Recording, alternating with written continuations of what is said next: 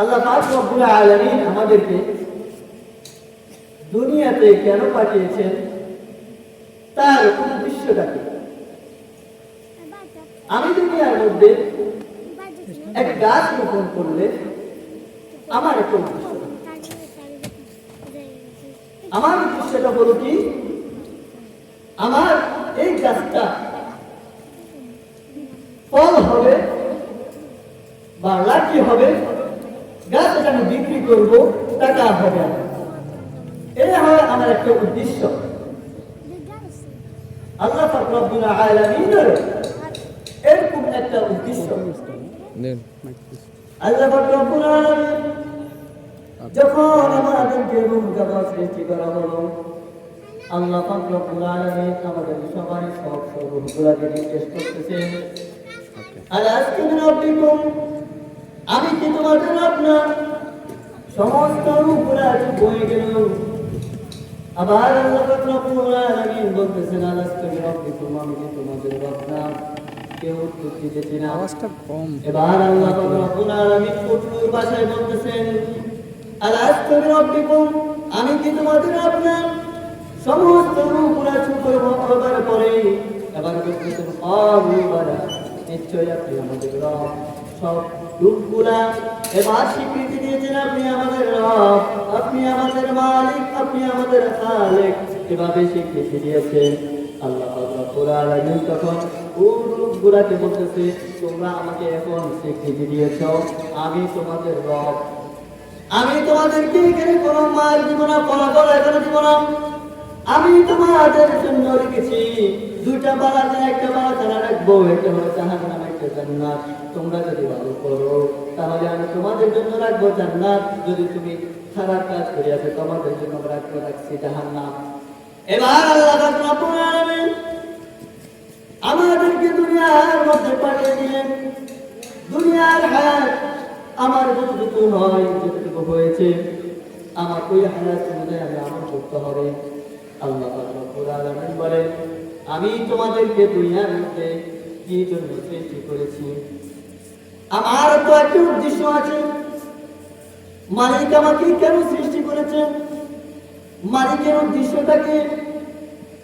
আল্লাহ বলেন, ওয়া মা খালাকতুল জিন্না ওয়াল ইনসা ইল্লা লিয়াবুদুন। মালিক বলতেছেন, মানুষ এবং জিন জাতিকে একমাত্র আমার ইবাদত বندگی করার জন্য আমি দুনিয়ার মধ্যে সৃষ্টি করেছি।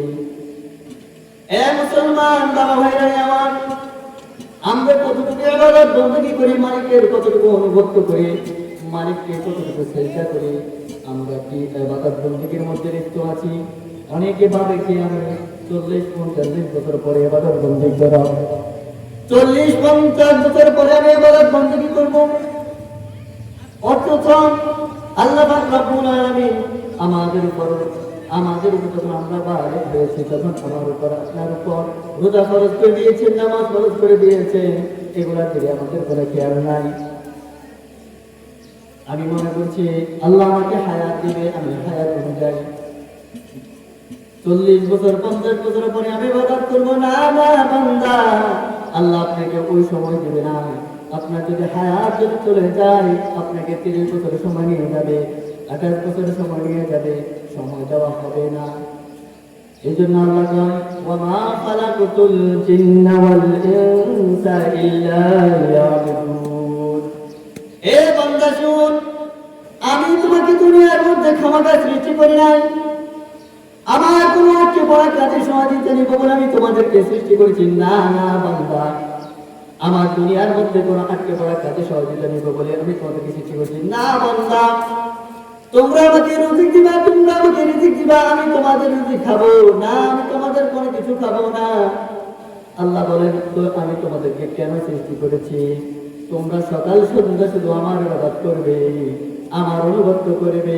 এবার আল্লাহ পাক রব্বুল আলামিন বলেছেন, ইন্নামা খালাকনাকুম লিতা'বুদুনি ফাসিলান ওয়া তাযকুরুনি বুকরাতান ওয়া আসীলা। আল্লাহ বলেন, তোমরা সকাল সন্ধ্যা শুধু আমার ইবাদত বندگی করবা, আমার অনুগত করবা, সকাল সন্ধ্যা আমাকে সিজদা করবা। এখন আমরা কতটুকু আল্লাহর ইবাদত করি, কতটুকু সিজদা করি? পড়ি ঠিক, কয়জনে নামাজ পড়ি? আমরা 4 শ্রেণীর মানুষ আছি। বেশি দেখা যায় আমার মুসলমান বাবাদেরকে, হয়তো জুমার নামাজের সময় আমরা বেশি হই, আর যখন জানাজার নামাজ পড়া হয় মানুষ আর মানুষ, অথচ সে সেদিন ফজরের নামাজও পড়ল না। আর 2 ঈদের নামাজের সময় আমাদের মুসলমান বাবাদেরকে বেশি পাওয়া যায়, অথচ তার উপর নামাজ ফরজ সেটা আদায় করলো না। আমরা একগ্রতার সাথে নামাজ আদায় করছি, বিনয়ের সাথে নামাজ আদায় করি না। এজন্য আমাদের অভাব অনটন দূর হয় না। আপনার জন্য আমার জন্য আল্লাহ পাক রব্বুল আলামিন বালাখানা রেখেছে আখিরাতে। আমি আপনি যদি একগ্রতার সাথে জেনে ইবাদত বন্দেগী করতে পারি, আল্লাহর কাছ থেকে যদি চেয়ে নিতে পারি, তাহলে অবশ্যই আল্লাহ পাক রব্বুল আলামিন আমার জন্য রাখছে জান্নাত।